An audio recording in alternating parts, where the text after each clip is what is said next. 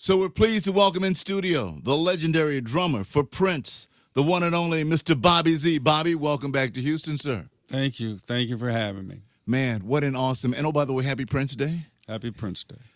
Kind of a strange demeanor with that, man. I Yeah, mean, for me, it's like, I wanted to come be here where there's, Minneapolis is too much for me on this day, Yeah. so coming to spread the love and in other parts of the country and even like the world is celebrating Prince today. So there's no real home. His home is everywhere, but it's good to be in a situation where a city is embracing Prince in a way outside of Minneapolis. I think there's a movement that this day will be bigger and bigger and bigger as years go on.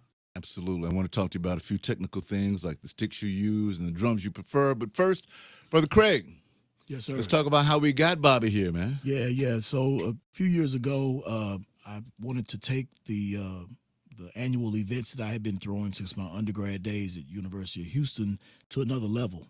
I felt that the city of Houston, we needed to show the proper respect that was due to Big Brother Prince Rogers Nelson for the way he embraced our city. He did a number of shows here from early in his career and through all the way to the last parts of his touring days. He found local talent here, and my dear friend Tamar Davis, and he made Houston a destination whenever he toured. So I wanted to have something to be written in the city hall's records that recognized his influence from here on out. So even after I'm gone, the city of Houston is going to represent Prince on Prince Day, June 7th, because of my efforts and because of the graciousness of Mayor Turner. So there is a proclamation. There is a proclamation. It was effective June 7th of 2016. Excellent. Beautiful. Bobby, it's a great tribute to a man that you, more than any one of us could ever imagine, had a chance to tour with and rehearse with. And I have the greatest admiration for all musicians. I played a little bit myself back in the day. I'm an old horn player, but I understand the grind and the work that goes behind it. So personally, I want to know what kind of sticks you use and what's your preferred head on your drums. Well, I have some amazing techs. I love the Buddy Rich models. I think that length and size. And as far as heads, they're changing heads all the time. But we're using Remos. And, There you go. All right. But we did play here in 1979. If you go all the way back in Prince history, and it was really like the Roxy and then Houston, and Texas was kind of the first run of dates, not necessarily totally packed, if you know what I mean. Sure. It was, everybody's got a beginning, and we cut some teeth here. So there is kind of a special time. I mean, to come back here eventually, 11 shows in what was the Summit back then for Purple Rain. 11. Yes, sir. That was our biggest stand. And so that also tugs at my heart when I think of Houston. But have you put a band together? Is there a band touring now? Are you playing dates as we speak? Yeah, it's what we called. We played Houston recently. We did the ACL in Austin. Okay. It's what we call the movie band. It's Bobby, Dr. Fink, Brown Mark, Wendy, and Lisa. Wow. And we use Stokely Williams from Mint Condition. Yeah. And Prince loves Stokely.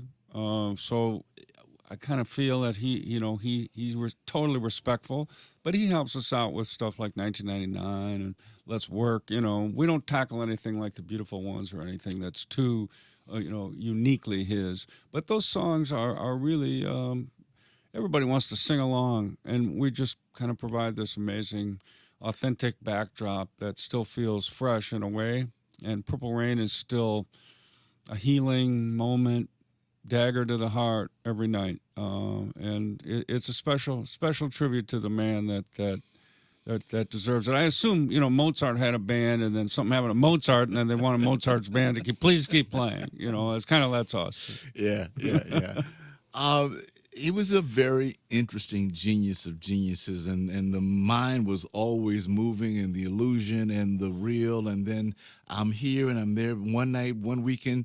He just showed up here. It was a New Year's Eve thing, and he popped in and played for like a couple of hundred people, and we lost our minds. Man, Prince is here. What do you mean Prince? Prince is here. I know. And it's like He loved that spontaneity. Yeah. That you know, he suffered under the rigorous marketing and time and planning and, you know, all the setup that albums take on, like Warner Brothers Records and all this major stuff. He loved that spontaneity. You know, we went out and did a show warming up the Purple Rain tour as Red Hot and Blue. We just flew some private plane into Cincinnati and played as Red Hot and Blue. You know, and, you know, word got out. You know, the thing about with Prince, you know, you didn't need a cell phone or anything. Word got out. He's here. You know, he's here. You know, somehow that was like, it spread like wildfire. And he could do that. And I know he loved Houston. You know, he loved coming here, loved the scene, and he loved the audience. And we do too. You know, it's just, it's a Prince town. You Yes. know, it's definitely a Prince town. Strong vibe, good stuff. I've had the pleasure of St. Louis and Detroit. The Detroit show in '84 at Joe Louis Arena was just incredible. That was my first time seeing Sheila E. on that show with y'all, and I just thought the entire the choreographic, the music, everything had there was a theme to it. There was a flow, and it was just impeccable. Everything had a purpose. And purpose. Yeah, he Purpose. every. And these were all rehearsed pieces before you sure. say sure. Every bar, every 4 count is, you know, a universe to him. Wow. Everything happens inside that 4 bars. You know, that's why sometimes drum hits crashes around the 3 and you know, 4, and he just had a very unique way. If you take his music and write it out, you know, it sounds very repetitive and you know, sometimes, but what's happening in different spots with different things peeking out at you. You know, that's the ingenious, repetitive listening where you're just, you know, he gets you. You know, he gets you with a lyric or he gets you with a cymbal crash, but he gets you. Yeah.